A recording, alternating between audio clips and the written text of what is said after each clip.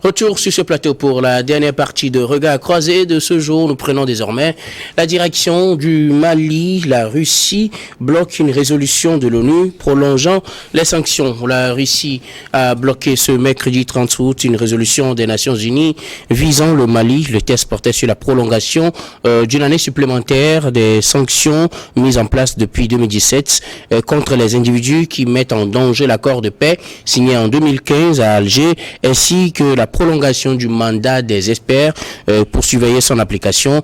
La Chine s'est abstenue et la Russie, qui est le seul pays à avoir rejeté la résolution préparée par la France et les Émirats arabes unis. Selon Moscou, cette décision aurait été motivée par le manque d'objectivité du comité d'experts. Ces derniers ont publié un récent rapport qui dénonçait des violences perpétrées par les forces armées maliennes et contre des femmes, des forces armées maliennes qui seraient aidés par des groupes armés étrangers contre des femmes. Donc, ce qui aurait poussé la Russie à voter contre cette nouvelle résolution. Nous en parlons avec vous. Je voudrais bien commencer par vous, Pasteur. Les sanctions ont été demandées par le gouvernement malien de l'époque, c'était en 2017, pour qu'on prenne des sanctions contre ceux qui voudraient travailler ou bien ceux qui travailleraient contre la mise en application des accords de paix signés en 2015 qui ont permis au Mali de se stabiliser avec les mouvements de l'Azawad et tout ce qu'on avait connu quelques années plus tôt. Et voilà, le gouvernement de transition d'Assimi Goïta dit qu'il n'a plus lieu maintenant de reconduire ces sanctions. Ces sanctions arrivent, ou bien du moins cet accord arrive à terme, du moins le protocole qui devait régir les sanctions arrive à terme. Il fallait le renouveler sur proposition de la France et des Émirats arabes unis. La Russie vote contre. Oui, d'abord il faut revisiter ces accords justement et voir et situer les situer dans le contexte en 2017 justement.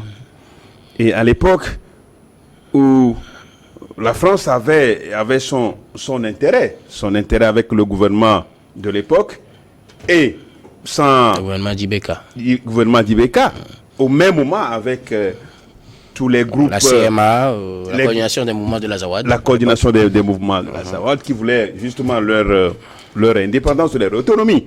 Et donc, maintenant que la situation avec les nouvelles autorités maliennes qui justement estiment qu'ils n'en ont plus trop besoin et qu'il faut maintenant l'unité du Mali, l'unité territoriale du Mali, alors la France en a justement pour son compte pour présenter la résolution. Et cette résolution, on le sait pourquoi la France l'a présentée. Parce que la situation, les tensions diplomatiques et autres entre le Mali et la France sont tellement claires que la France ne chercherait qu'à tout moment à nuire au Mali. Donc prolonger ce dispositif permettrait à la France d'accuser toujours le Mali d'exaction, parce que c'est ce que dit la Russie, mais est-ce que c'est vrai? Non, justement, la motivation, il n'y a pas d'objectivité. Parce qu'il n'y a pas justement d'objectivité et la Russie... Mais l'accord est toujours en cours, l'accord est toujours en cours. Pourquoi dit-on qu'il n'y a pas d'objectivité? Non, l'objectivité dont nous parlons aujourd'hui, c'est le fait que, à un moment donné, c'est les groupes qui eux-mêmes qui se retirent de l'accord. À un moment donné, estimant que le gouvernement de Bamako ne respecte pas les accords.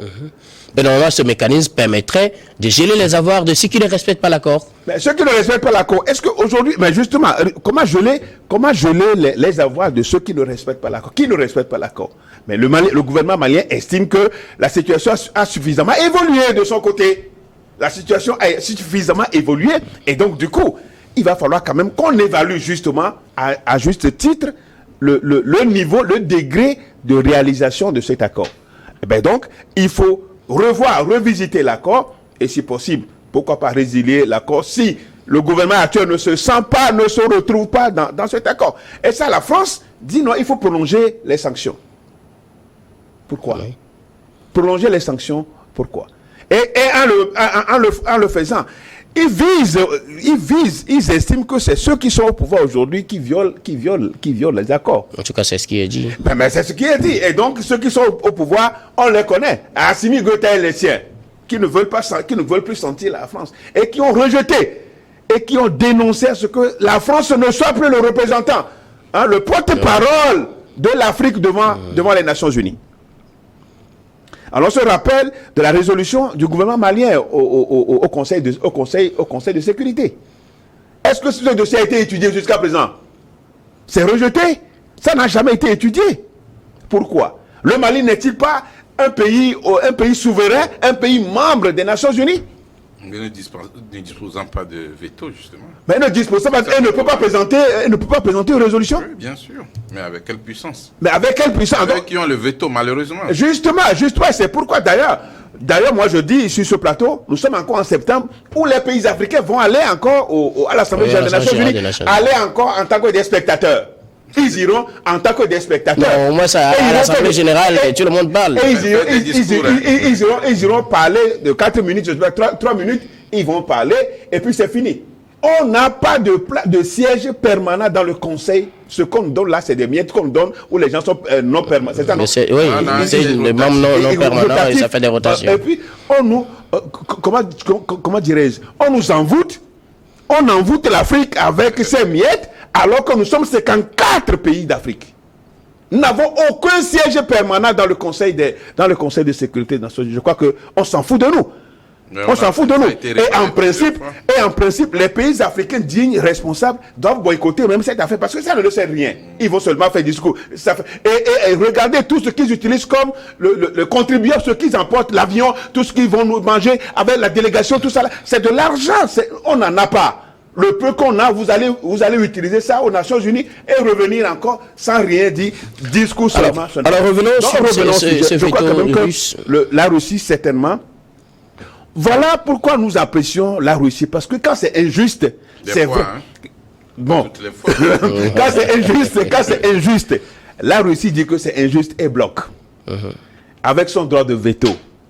Et c'est pourquoi la plupart des pays voient quand même en Russie pas Messi, pas un sauveur, mais au moins, pas un sauveur ni un Messi, mais quand même un pays quand même des fois qui dit non à l'Occident, Pourquoi le bloc aujourd'hui, le bloc des BRICS devient une alternative contre le régime monopolaire de l'Occident. Donc, la Russie va toujours continuer bien faire pour défendre les pays d'Afrique. Robert Kosigan, à côté, les dispositions à l'époque permettraient de sanctionner, de geler les avoirs de ceux qui travailleraient contre la mise en œuvre de l'accord de paix d'Alger en 2015. La résolution a été prise en 2017 au Conseil de sécurité de l'ONU. C'est arrivé à terme ce 30 août. La France a proposé avec les Émirats arabes unis que ce soit prolongé d'1 an, de même que le mandat du comité qui devait suivre cette résolution. La Russie vote contre cette résolution. Vos réactions? Oui, quand nous prenons la réaction de la Russie d'avoir brandi son droit de veto pour bloquer cette résolution-là, elle est en cohérence avec le partenariat qu'elle noue avec le Mali. La dynamique du partenariat Russie-Mali actuel répond alors à la réaction de la Russie au niveau du Conseil de sécurité. Comment? Parce que, vous savez, aujourd'hui, la Russie est un partenaire privilégié du Mali et soutient les autorités actuelles du Mali. Et donc, la France veut remettre alors les sanctions et ce comité en place, ne serait-ce que pour décrier les exactions, entre guillemets, commises par les autorités maliennes en place. Parce que les présumées exactions. C'est ce que je dis, les présumées réactions, les présumées exactions et autres. La France veut tirer la sonnette d'alarme ou peut-être faire encore durer un peu les rapports. Chantage. Moi je dirais c'est un chantage. Ce serait un chantage pour la France, ne serait-ce que pour brandir à chaque fois les exactions supposées, exactions peut-être commises par la junte ou peut-être par les FAMA ici et là, puisque la France et quelques pays avaient commencé. C'est ce qui a suscité la colère des autorités maliennes. Ils ont voulu peut-être rappeler à l'ordre l'ambassadeur de la France entre-temps, et puis ils ont même écrit des lettres au Conseil de sécurité de l'ONU pour protester contre les déclarations de la France. Et puis c'est ça même qui a été à l'objet de la résiliation du contrat de la MINUSMA au Mali. Cette déclaration intempestive de la France tirant peut-être en rouge. Voilà. Et les rapports des Nations Unies aussi. Les rapports aussi des Nations Unies. Alors décriant ces exactions supposées commises par les autorités maliennes et les FAMA. Donc je dis, la Russie a réagi alors par rapport à la dynamique du partenariat qui le lie avec le Mali et les nouvelles autorités et a mis fin peut-être à ce comité qui n'apporte rien au Mali, hein, si ce n'est peut-être des dilatoires, ça n'apporte rien. Est-ce que dans les faits, la mise en place de ce protocole, si je puis le qualifier ainsi, ne permet pas en tout cas de cadrer chacun pour que chacun sache que si je ne respecte pas l'accord, voilà des sanctions qui vont suivre. Viennent d'appeler de convier les gens je pense, de la CMA, les gens de la CMA et autres à une table, à un dialogue prochain qui va se tenir. Aussi longtemps que le gouvernement en place et les gens de la CMA et peut-être les autres vont continuer par dialoguer, ils trouveront des terrains d'entente, ils trouveront des mécanismes. Mais le torchon brûle depuis quelques semaines entre les deux, surtout début août déjà avec les départs de la CMA de certains réseaux. Oui. C'est un problème malien qui doit être réglé par des Maliens. Aussi longtemps que les différents acteurs vont se rencontrer et continuer par parler, ils vont mettre en place des commissions qui vont veiller à ce que alors les accords signés... Des nouveaux engagements soient pris. Voilà, soient respectés de part et d'autre et pour que tout aille dans l'intérêt du Mali. Vous savez, les Russes, les Français, les Américains ne peuvent pas venir faire le bonheur des Maliens. Seuls les Maliens peuvent se parler, trouver des terrains d'entente pour alors éradiquer le mal commun, qui est le terrorisme, créé par Nicolas Sarkozy et l'OTAN. Maintenant, moi j'ai dit, toute cette force que déploient les États sahéliens, peut-être les États de l'Afrique de l'Ouest, pour lutter contre le terrorisme, ces milliards qu'ils perdent, est-ce que nous n'avons pas de juristes capables alors de monter, de défendre une résolution et à faire adopter, faire le lobbying pour que voilà les puissances qui aiment l'Afrique puissent alors pousser le Conseil de sécurité de l'ONU à adopter cette résolution imposant à l'OTAN de venir faire service après vente. Justement que les pays membres de l'OTAN ont des droits de veto au Conseil de sécurité de l'ONU, ce qui rendra ça compliqué. Aussi longtemps que l'OTAN, la France et les autres ceux qui ont semé la merde ne vont pas revenir en Libye, remettre de l'ordre, on sera toujours confronté à ce problème de djihadisme. Mais c'est que ça fait leur affaire. Ça fait leur affaire. Que nous dépendons, les pertes en vies humaines que nous connaissons, les coups d'État que nous connaissons dans ces pays de Sahel, alors est-ce que ça ne nous appelle pas à aller à une résolution, à déposer une résolution au niveau du Conseil de sécurité de l'ONU? Mieux. Maintenant, pourquoi les 54 chefs d'État, les gouvernements, les cadres, les élites, voilà, qui vont toujours au Conseil de sécurité de l'ONU parler différemment à chaque pays, ne peuvent pas protester ne serait-ce qu'une seule année en refusant d'aller à ce folklore, en demandant un siège au Conseil de sécurité de l'ONU? Pourquoi nos États ne peuvent pas alors demander à ce que, ou renvoyer peut-être les ambassadeurs de l'Occident, de nos pays, ne serait-ce qu'en site de protestation pour avoir un seul siège en Conseil de sécurité de l'ONU. Donc moi je dirais quelque part que nous-mêmes les Africains, c'est comme nous sommes fiers de n'avoir pas un siège au Conseil de sécurité de l'ONU. Or, d'aller se balader à New York. Si nous voyons un peu comment tous ces Occidentaux courent après nos richesses minières, courent chercher leurs richesses sur notre continent, dans notre continent. Pourquoi on ne peut pas alors utiliser nos matières premières, ne serait-ce que pour gagner un siège au Conseil de sécurité de l'ONU, où aujourd'hui nous sommes confrontés à des problèmes, nous devons passer par des puissances, d'autres puissances, pour avoir gain de cause. Il est temps que nos dirigeants puissent alors réagir, prendre la bonne résolution, prendre les bonnes stratégies pour avoir ce siège qui a trop duré. Emmanuel Vivien Tomi, la Russie a opposé son droit de veto à cette nouvelle résolution proposée par la France et les Émirats arabes unis devront prolonger ces sanctions prises par le Conseil de sécurité de l'ONU contre tous ceux qui œuvreraient contre la mise en œuvre des accords d'Alger de 2015. Il n'y a pas que la Russie, il y a également la Chine. La Chine qui s'est abstenue. Ces deux puissances sont dans leur rôle, effectivement. Maintenant, ce qu'il faut aussi comprendre, c'est que aujourd'hui, la France ne va pas pardonner au Mali ce qui s'est passé avec le coup d'État et puis les échanges de ces mots sales entre les ministères des Affaires étrangères et tout ce qu'il faut faire pour que on puisse bloquer la voie au régime du Mali, la France va le faire. Et donc c'est ce à quoi on assiste. Maintenant, peut-être pour élargir le débat, pour parler du système même qui est utilisé aux Nations Unies, où jusqu'à présent, les Africains n'ont pas un siège permanent. Il faut rappeler qu'un Africain a déjà dirigé les Nations Unies. Oui, Kofi Annan. Oui. Et je vous invite à suivre un film documentaire sur lui, où il parlait de comment les décisions se prenaient. Et il a parlé du cas d'Irak, où il était convaincu qu'il n'y avait pas effectivement une fabrication de bombes atomiques. Mais puisqu'il y a les géants aussi qui décidaient. Voilà, donc c'est au dernier moment que on se rend compte que c'est un montage. Et donc, je ne veux pas dire que notre ONU, parce que c'est à nous tous, est une mafia, mais la façon dont les décisions se prennent, la façon même de fonctionner. Vous avez vu ce qui s'est passé avec la question des 49 militaires ivoiriens au Mali, où on dit autre chose le matin et puis le soir, on dit autre chose. Le patron vient dire autre chose. Je pense que c'est un système. Maintenant, est-ce que les Africains n'ont pas essayé? Non, les Africains essayent.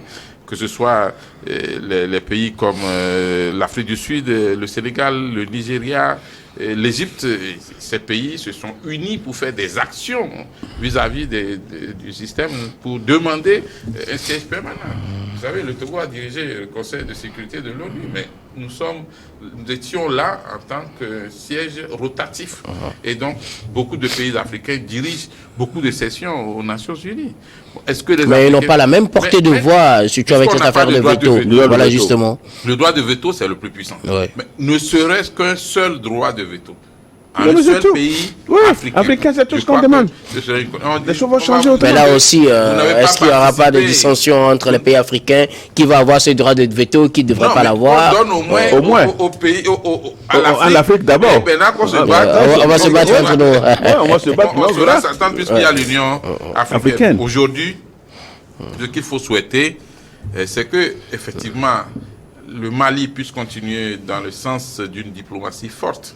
Parce que, vous savez, après les paroles, les discours de mobilisation, après le coup d'État, il faudra continuer maintenant par faire enraciner la diplomatie pour que de telles actions puissent se voir au niveau des Nations Unies. Si la Russie a pu soutenir le Mali, c'est parce que la Russie a compris que cette décision n'était pas dans l'intérêt du peuple malien ou du régime en place. C'est la France, c'était une vengeance.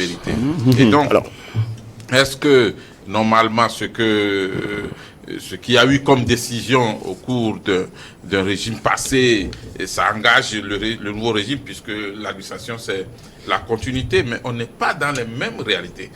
Pire encore, le Mali a dénoncé le rapport des experts. Parce qu'on a comme l'impression que le comité des experts c'était de l'acharnement.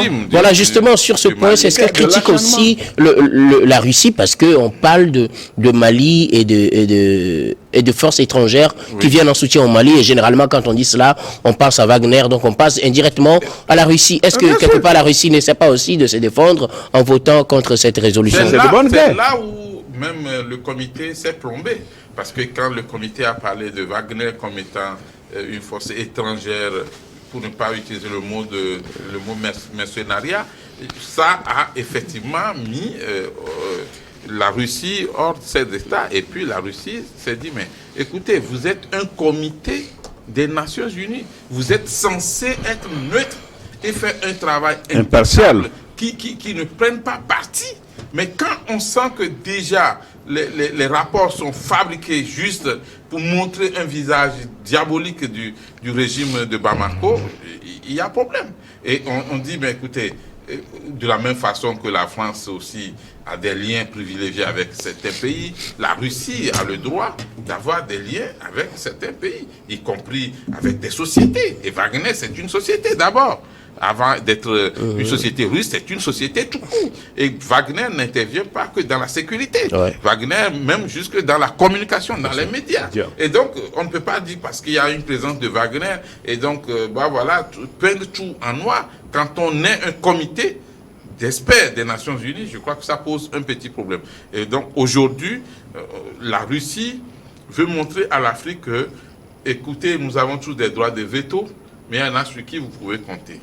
Mais nous savons tous que on ne donne rien sans rien, parce que chaque pays protège ses intérêts. La Russie aussi veut s'implanter en Afrique, et quand il faut, au niveau de la diplomatie, faire un clin d'œil aux pays africains, la Russie ne rate pas l'occasion.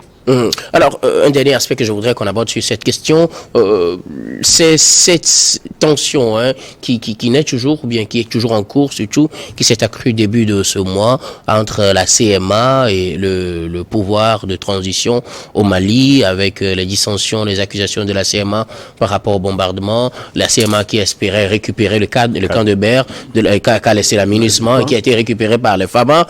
Finalement, est-ce que l'accord de paix d'Alger en 2015 a encore des chances de survie, surtout que le mécanisme vient d'être bloqué au niveau de l'ONU, selon vous? Moi, je l'avais déjà dit qu'il faut revisiter cet accord. Il n'y a pas tout dans cet accord qui soit mauvais, même si à l'époque, vous savez que c'était la France qui était au fond. C'était la France qui était au fond et qui travaillait sur cet accord. Parce que étant en relation avec le gouvernement IBK. Bon, donc aujourd'hui, on ne peut pas accepter que le CMA et les autres puissent hériter ce domaine qui est laissé par les Nations Unies. Quand même, l'État central, c'est Bamako. Ah ouais, ben eux, ils espéraient, puisque selon l'accord, ils devaient avoir aussi des territoires sous leur contrôle. Ils espéraient que le camp leur soit rétrocédé. Vous savez, même là, c'est ce qui est inique et cynique dans cet accord, qu'on donne la possibilité au groupe, l'État cède des parties de son territoire aux groupes organisés dont on connaît. Alors, ce qui justifie justement la question. Alors, est-ce que cet accord a encore des chances de survie aujourd'hui? Non, mais cet accord, je pense que aujourd'hui, le gouvernement malien veut contrôler son territoire. Et donc, s'il faut aller par la force, le gouvernement malien sera obligé d'aller avec la force. En tout cas, on espère qu'on n'est pas là, parce que mais s'il faut aller, pour le moment. Non, s'il faut aller, il faut y aller pour restaurer l'intégrité territoriale du Mali. Puisque c'est de ça il s'agit. On ne peut pas négocier. Aucun pays ne peut négocier la souveraineté de son pays. Le respect et la souveraineté, ça c'est très important pour nous les Africains aujourd'hui. Donc, ces groupes-là, on sait, ces groupes sont en train de monter de toutes pièces encore par les ennemis. Les ennemis de Bamako, les ennemis de Mali. Et certainement, je crois, c'est pour en venir à une situation conflictuelle. Le pire, c'est eux, ils veulent qu'on aille au pire encore au Mali. Donc, c'est eux qui seraient derrière ces groupes-là pour les faire monter les enchères et que la situation aille au pire. Donc, je crois que le gouvernement est dans son droit. Céder des parcelles à des groupes organisés, je crois que c'est de se tirer une balle dans la tête. Et ça ne peut pas être possible. Il faut solder le reliquat, peut-être le reliquat. S'il y a des reliquats de l'accord, il faut solder. On peut demander l'intégration des forces. Bien sûr. De la CMA, mais demander qu'on cède le territoire. Mais comment peut céder le territoire? Aucun État ne peut accepter ça. Et c'est là où les Nations Unies aussi ont péché de partir sans régler ce problème définitivement. C'est comme si on était d'aller à la partition du Mali. Merci. Vous reprenez le territoire, mais essayez d'intégrer vos frères dans l'armée régulière pour que la situation s'améliore. Et puis surtout que ce départ a été plus tôt que prévu, mais on sait que c'est le Mali qui a demandé un départ précipité, mais ça a été plus tôt que prévu. Un dernier mot, Robert Kosiga, à côté, sur cet accord, est-ce que l'accord d'Alger a aujourd'hui des chances de survie, vu que le mécanisme est bloqué au niveau de l'ONU? Il faut revisiter cet accord, et puis l'État malien doit s'affirmer en rassemblant toutes ses filles et tous ses fils en un creuset, ne serait-ce que pour défendre les intérêts du pays. Il n'est pas question d'ouvrir la voie pour la cession. Pour la cession du Mali. Il n'est pas question de céder une partie du Mali à l'avantage des groupes rebelles. Ce n'est pas du tout bien. Vous savez, si en Côte d'Ivoire, l'État ivoirien ne s'est pas opposé à la fusion des rebelles Avec la force régulière. FRCI aux forces régulières, alors pourquoi pas là-bas? Que les combattants du SEMA, qui sont aussi des Maliens, alors rejoignent le FAMA, et dans les conditions requises par la loi. Voilà. Ce qui fait partie également de cet accord, normalement. Ce qui fait partie de cet accord. Que ce soit seuls les FAMA qui défendent l'intégrité territoriale du Mali. Merci. Et beaucoup.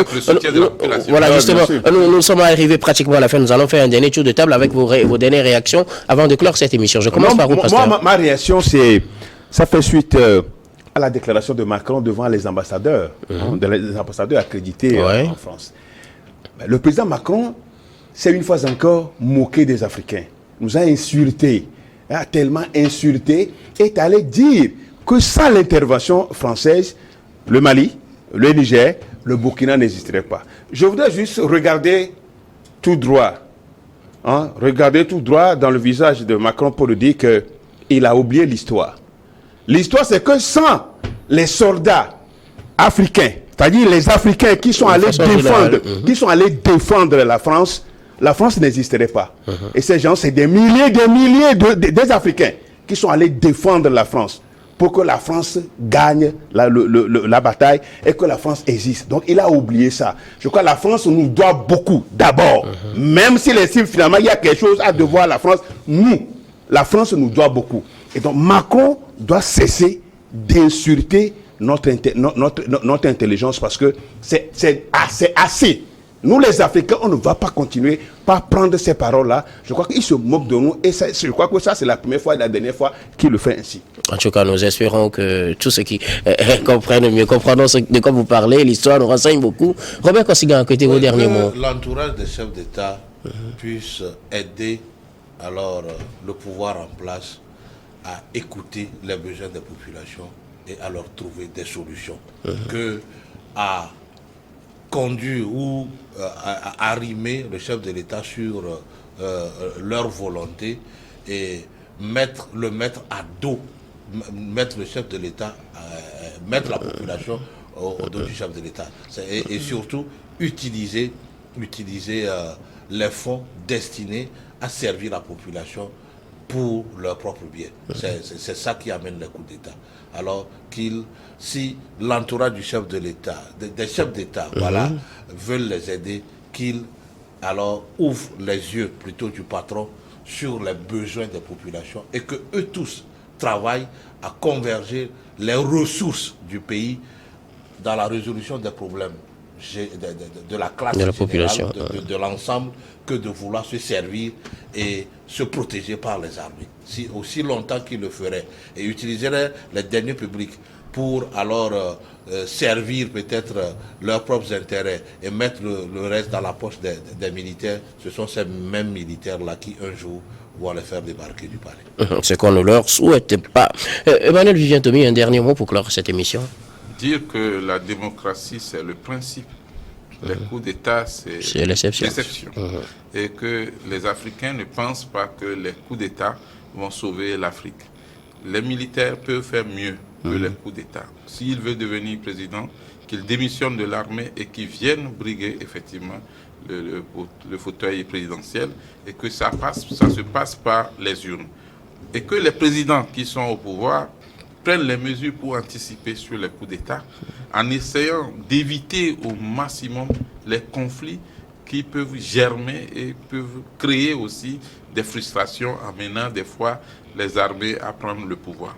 On évite les conflits dans l'armée ou bien dans la population? Dans l'armée et au sein de la population. Okay. Faisons tout pour maintenir le dialogue politique, le dialogue avec tous les acteurs politiques et les acteurs sociaux, et n'oublions pas aussi d'associer désormais les armées ou au moins leur hiérarchie aux discussions politiques pour éviter d'avoir des coups d'État comme des petits pains qui se vendent sur le continent africain. En tout cas, ça pénule ces derniers temps. Ne retournons jamais au soleil des coups d'État. Allons vers des élections crédibles, des élections transparentes, démocratiques, et aux résultats acceptables par tous. Merci beaucoup Emmanuel Vivien Tomé. Je rappelle que vous êtes journaliste, directeur général de Plume Livre également, conseiller en communication politique. Merci d'avoir répondu à notre invitation.